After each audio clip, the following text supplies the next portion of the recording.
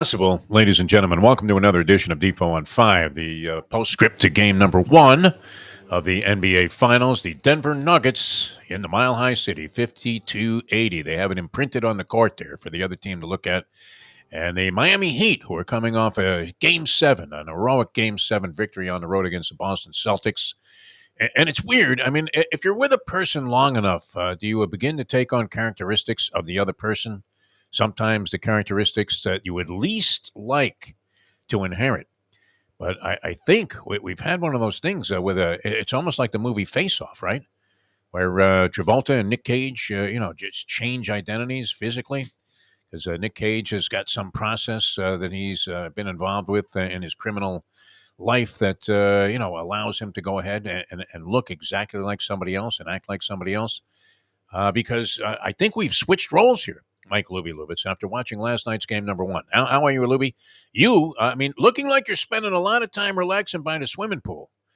This whole new life of luxury that you're leading there with the lovely Shirley, I think suits you well, at least in terms of appearance, outward appearance. But I was expecting the usual psychotic Lubie to be on the air today.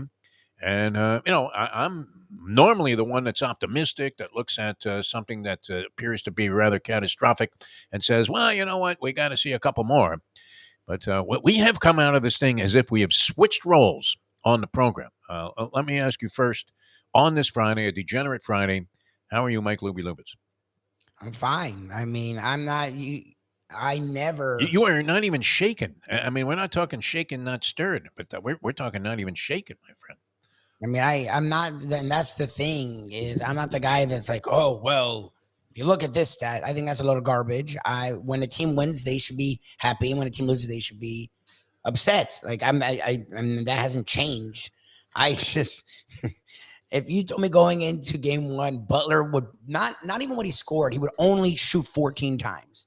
Only shoot 14 times. If you're telling me they would only get 2 free throws, which I've never heard, I've seen the Houston Rockets shoot 63s and get more than 2 free throws in a game. If you're going to tell me Caleb Martin, the guy that everyone wanted to be MVP, would have 3 points, Max Strus, the guy who usually gets 10 to 15, would have 0. Duncan Robinson would have 3, and the Heat were within 9 with 2.5 minutes left, I would have told you something's fucking wrong with you. And Jokic had a triple-double. Murray had a nice game. Gordon had a nice game. Porter had a nice game. I would have told you, okay, that he lost by 30. Like that, 100% that he should lose by 30 if that's what happens in a game. The fact that they lost by 11, you shouldn't be encouraged by a loss. There's no moral victories. But I'm sorry, the Heat couldn't shoot any worse. And again, They could have shot worse. I mean, they ended up, about 33% from three-point range. Not horrible. Not as good as they had done against the Celtics when they won games. All right, go ahead. Finish your point, because I'm going to let you go ahead and make your case, and then I'm going to tell you what I thought about the whole thing. It's not a case. It's they couldn't shoot worse. I'm sorry. They literally, they were not that open the entire playoffs. Like, they haven't gotten. They missed a lot of wide-open shots. I will concede you that. Playoffs. Anybody could see that. Shot like 30%. Yeah. Like, I'm sorry, that's not going to happen again. Like, it's not. So I wasn't encouraged by that loss at all. I mean, the only thing that was encouraging was the brief 11.0 run that they had at the beginning of the fourth quarter when Denver, uncharacteristically, you see, this was a difference between Denver and why I thought that they would win the series in 5 games. This is the difference between Denver and the Celtics. Denver and the Knicks, and even Denver and Milwaukee. If you want to look at the 3 opponents that went against the Heat prior to this one, Denver was not inclined to long stretches of ineptitude, and yet they had that brief spurt at the beginning of the fourth quarter where they really went into the tank. I mean, they handed the ball.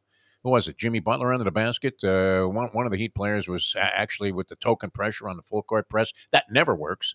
Ends up stealing the ball, getting a layup, and then they run off the next 9, finally starting to hit some shots. But other than that, they were not in this game. I mean, they were outclassed the entire ball game. Now the 2 free throws, I'll concede you. I don't think officiating was an overwhelming factor in the game. Should the free throws have been more balanced? Yes. I do believe also, had the game gotten closer, I mean, if you look at what happened, once it got down to 9, 10 points, guess who had all the answers? Nikola Jokic, who, by the way, you're talking about Jimmy Butler being kind of passive offensively. He only took 12 shots in the entire game, most of those coming in the fourth quarter. He had 5 shots that he hoisted up, other than plays that he got fouled on, which he did go to the stripe quite a bit. But he only had taken 5 shots through 3 quarters. A guy who ended up with a triple double. And this was a difference. Where Boston didn't really have the ability to answer back when the game became kind of back and forth, tight, 2 4 point margins. They didn't really have a go-to guy, especially in that game 7. Jokic is that guy. And once Denver started working him in the middle, down low, he hit those little turnarounds that he makes, and those scoop shots, and those kind of soft jumpers that he takes from 12, 13 feet away. And that was that was when he went to work, and they kept the Heat at bay, and the Heat never did get closer. I don't believe what they get it down to 9 once. That had a lot of people nervous that it lead to 9 points with the Denver Nuggets because it was looking like you were on cruise control. Imagine you went out, and had a beer after that and just said, "Hey, I got this one in the bag." Our good friend Sheldon G had the Nuggets laying 9 and the under, which the under looked like a lock all the way, but yeah, the 9 points got a little bit dicey. But other than that, I thought it was a completely convincing win by the Denver Nuggets. Yes, the Heat can shoot better. So can Denver. Denver wasn't brilliant in that game. In fact, if you look at Michael Porter, his 2 for 11 from 3 point range, what was highly uncharacteristic. This guy's a better shooter than that.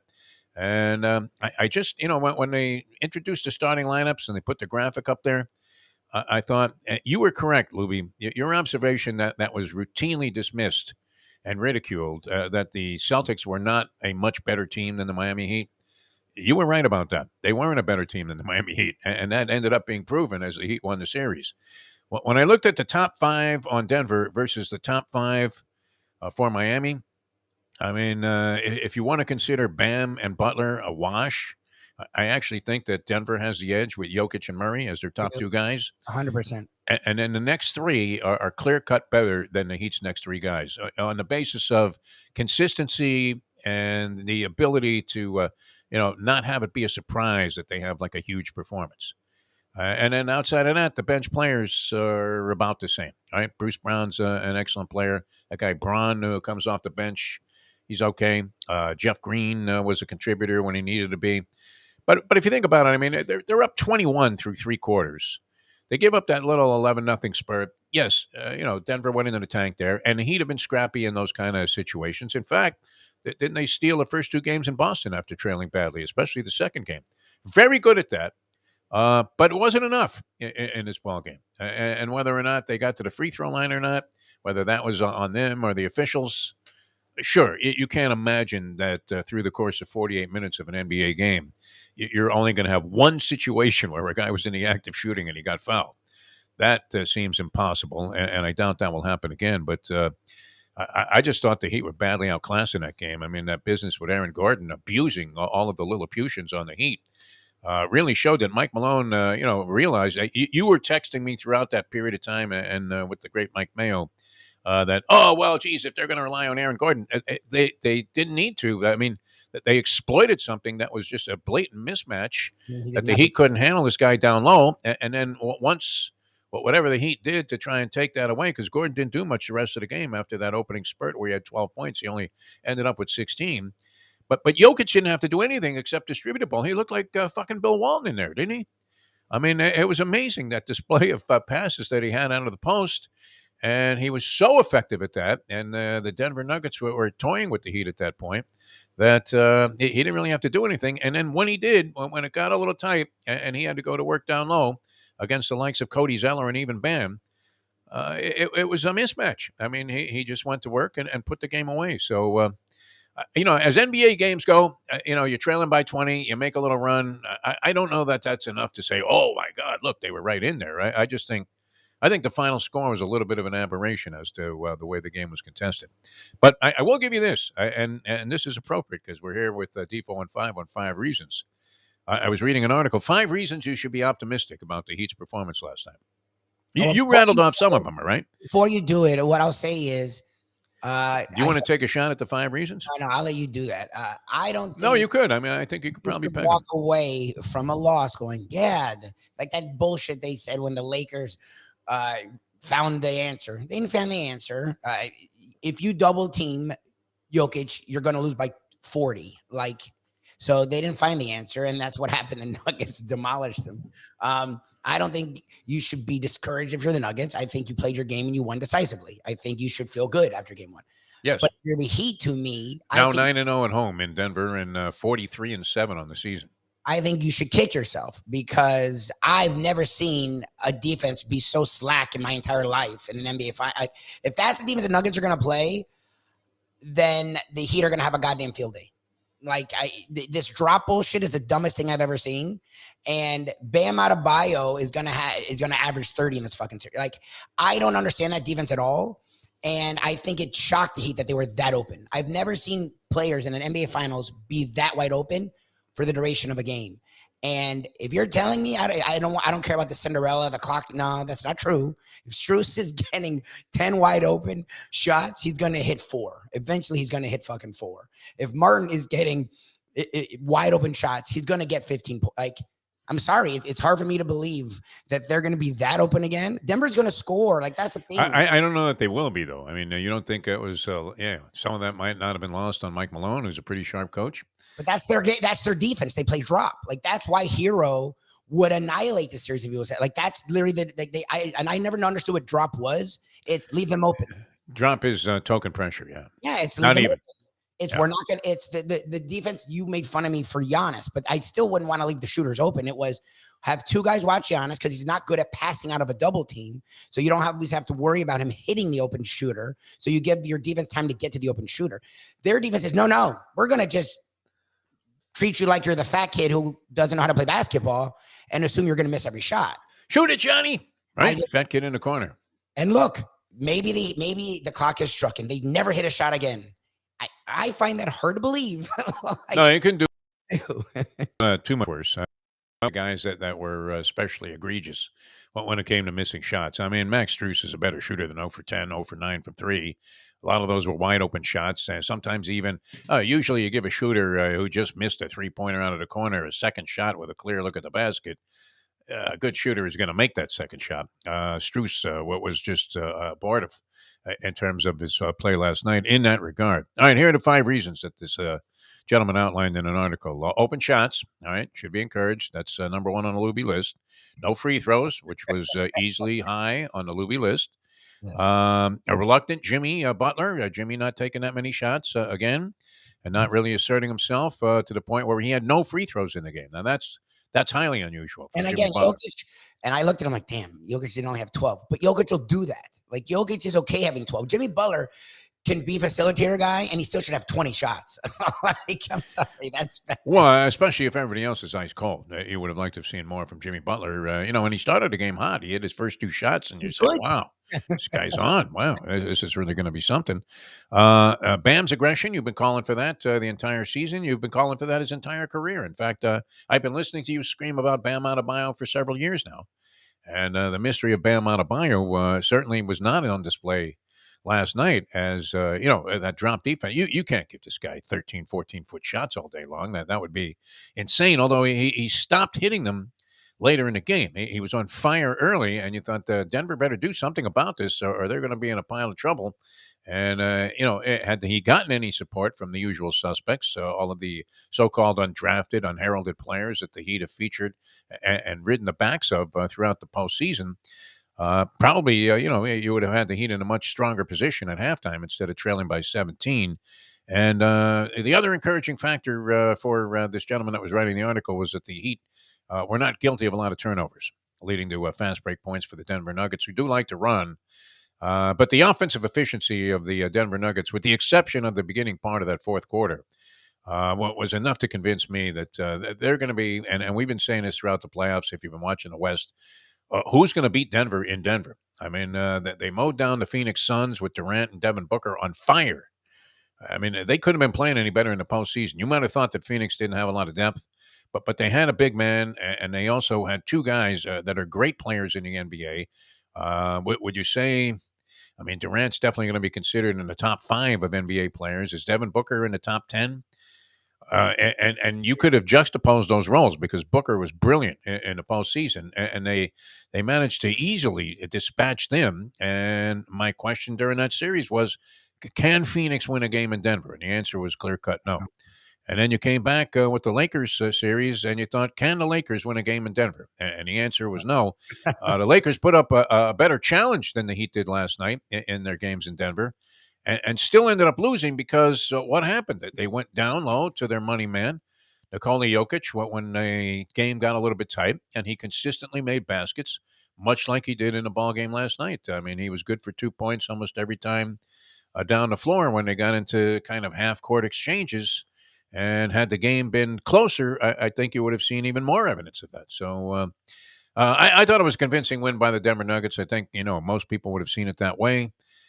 Was there reason to believe that you should throw in the towel on the Miami Heat? Probably not.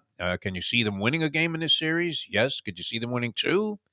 Yeah. But can you see them winning in Denver? I think Oh, I think they're this winning. pivotal game two is going to be of great significance, and we'll see if the Heat can make it closer, or as has happened throughout the postseason so far.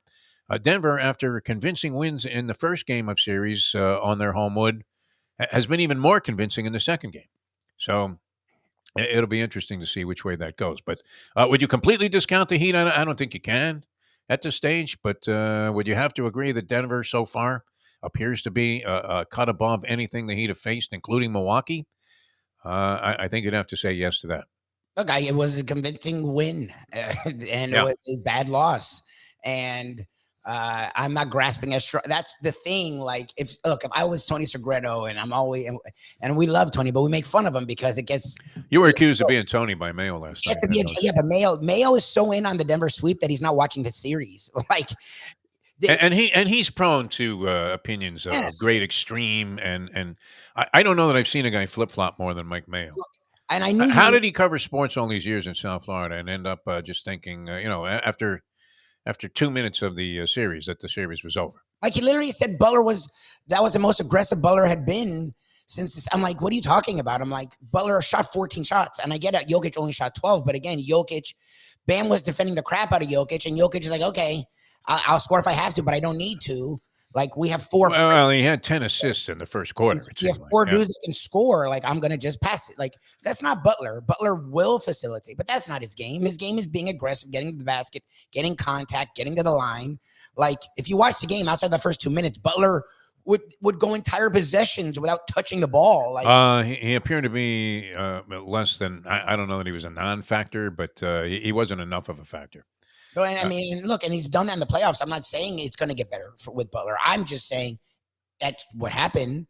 Like, I don't know. I'm not grasping at straws. I'm happy to see you take this position, Michael. You know what? It's a sign of maturity on your part as a sports viewer and fan that you haven't come on this show today, Defo on 5, with Mike Lubie Lubitz, and completely condemn the Heat and given up all hope, and become one of those guys that says, "Hey, why do we even bother?"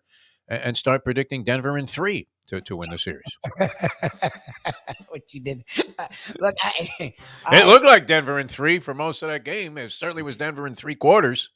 And if that's all you saw, if you didn't see the beginning of that fourth quarter, you would have thought the Heat had no shot. They did shoot the ball a little bit better during that period of time, and maybe woke up. I don't know. Could the rarefied air have affected them? Not sure. There was a stat that I read that teams that play a 7-game series and come out of a 7-game series routinely are at odds to try and resurrect that same effort.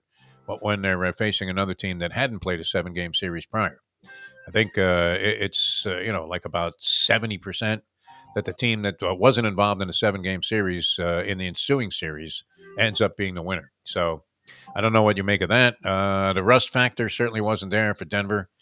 Maybe it was a little bit with a couple of their shooters, but they look great. And Jamal Murray should not be overlooked. His name almost never gets mentioned because of Jokic dominating the headlines all the time. This guy's excellent. He really is a sharp shooting. I mean, he's shooting over 50% in the playoffs, and that's on outside shots. So that's another factor they have to contend with. Interesting, though. We'll see what happens. Bert Sugar had a theory about rematches in boxing, which I didn't necessarily agree with until I started looking at it more deeply. And he said usually the guy that wins the first fight, as close as it may have been, wins by an even wider margin in the second fight. That it doesn't often turn around, especially, if you look at it, I guess we've had a few great trilogies.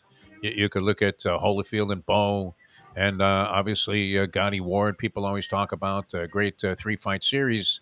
And his theory was that the second The second bout, the rematch, is usually a more convincing win for the person that won the first one, the fighter that won the first one. But we'll see if that happens here in Denver. But waiting till Sunday, the Heat have to answer some questions, do they not? And their lack of size, what was exploited by the Denver Nuggets, which it hadn't been in the previous series that I the Heat think have faced. that's the thing I take away from it is, look, the Nuggets are better. I don't I like that's why I'm okay accepting this because maybe that's what it is. Like people convince themselves, but everyone said that the Nuggets would win in five, and the Nuggets like you when you predict a team to win in five, you're pretty much saying a sweep.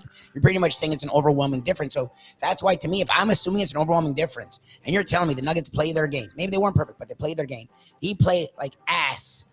And The Heat did not play well in this game. There's and no the doubt. Nuggets, that's my like. If you're telling me the Nuggets play their game, maybe they didn't play perfect, but they played their game, and the Heat play horrendous, and they get it to 9. Even if Jokic score, whatever, that's interesting to me. Is that a positive? No. Should you be excited? No. I'm intrigued by that because to me, it's like, do I really see them shooting like that again? I find that hard to believe. Now, can the Nuggets play better defense? I don't know. Because what people have said is this is their defense. And I thought, no, they're a decent defense. And then I'm watching and I'm like, no, I think this is what they do. And I'm like, if this is what they do, Spoelstra's going to have a freaking field day with this. I'm like, and you would expect that there would be vast improvement among the cast of Heat shooters that were bricklayers in the game look, last night. and that's And they were wide open. There's no doubt. And it could be a false assumption. Look, Jokic could just say, yeah, well, then I'm going to do more. 100%. Like, I'm not fighting any of that. His ability to maybe get Bam Adebayo in foul trouble, I think, might be the next thing that Malone tries to exploit. And we'll see if that happens. And you would have to think that on balance, I mean, does Adam Silver not call the chief of officials and say 2 free throws? Are you kidding me? Look. Don't make it look so obvious, Donaghy, huh? No. When I said the refs were bad in the sense that it wasn't like a Boston where the Knicks where they were literally just calling stuff that was a joke. Like it wasn't that. The refs were fine. They weren't really a factor in the game, but it's not like the Heat never went to the basket, and there was contact. Like no holding calls on an offensive. I mean, the Heat went to the basket, and there was contact, and they didn't call it, and that's fine. And as soon as that play would happen the other end, and you would see Braun get a call. I'm like, Braun. I'm like, okay. Like it was just a little weird. And then at the end, I'm like, I think they didn't shoot any free throws. They're like 20-2. It's a record. I'm like. All right. Yeah, so you're seeing positive signs. I'm glad you looked at it that way. I just saw Denver being a better team going into the series, and I think they kind of established that at least through one game, and we'll see if they can sustain it. Can the Heat scrap their way to a victory? We've counted them out before, so I don't think that you can be confident just sitting there going, "Oh, it's over," because look. Pivotal game, too, on tap coming up on Sunday. All right, the Cats will be in action on Saturday, finally, against the Las Vegas Golden Knights. I didn't realize this. The Golden Knights had the best record in the West. Is that right? Did they? Well, the Yeah, I mean, and they faced, I mean, their series against, did they not knock out Edmonton? Yeah, in the second round of the, I mean, that was impressive what they did there because Edmonton had a dynamite power play and a lot of scoring punch. This goalie is very similar to Bobrovsky in that he came out of nowhere. And is performing like the Gump in the postseason. So curious to see that game also. But we'll talk some more about this on the Defo show that's coming up. We have a lot of fun on the Friday Degenerate edition. Give you some picks and some plays, including all the way going across the continents to Australia for Australian rules football plays from the professor. He's been on fire there for several seasons now, going back to the pandemic. And we'll have a lot of fun on the Defo show coming up on South Florida Live. We ask you to subscribe if you're a fan of 5 Reasons and the stuff we do here. I think you'll really enjoy that. And then later on today, we'll be out at Gulfstream Park if you want to stop by and say hello with the Mike Mayo Lunchbox Show, and we'll be in the 10 Palms restaurant. So, look around. We're kind of off in the distance there. And hey, isn't that Mayo, Defo, and Lubie? Yeah, how you guys doing, man? Can I have some of that lobster roll? That'll be great.